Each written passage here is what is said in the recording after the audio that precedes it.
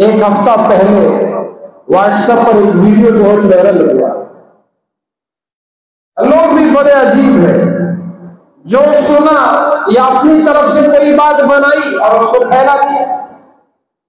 مدھیہ پردیش کے کسی گاؤں کا وہ ویڈیو ہے جہاں پر لوگ مشعل لیے، آگ کا مشعل لیے وہ جا رہے تھے. کہیں ایک مشعل الٹا ہو گیا جس کی وجہ سے اس میں جو تیل تھا نیچے گرا، ایک سے دوسرے مشعل وہ جلتے گئے. 50-60 لوگ اس کی وجہ سے جھلس گئے، ہسپتال میں ایڈمٹ. مسئلہ یہ ہے، لیکن اسے کسی نے مسالہ لگا دیا. اجمیر کی درگاہ پر آپ نے بری نظر ڈالی، اس لیے وہاں مشعل لے کر پریڈ کیا گیا، مشعل لے کر احتجاج کیا گیا. خواجہ کی کرامت ظاہر ہوگی.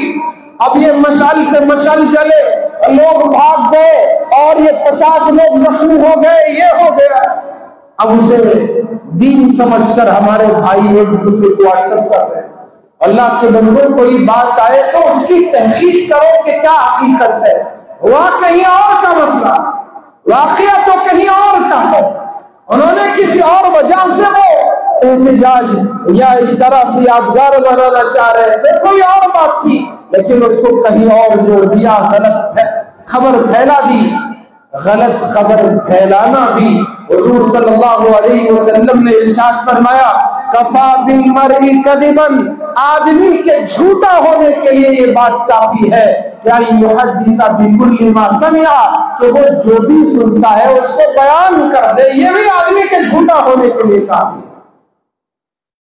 اس سے انکار نہیں کہ خواجہ اجمیری کی کرامتیں، بہت ساری کرامتیں ہیں، لیکن کسی بھی واقعے کو آپ وہاں فٹ کر دیں، جھوٹ پھیلائیں، اس کی تو ہمارا مذہب اجازت نہیں ہے.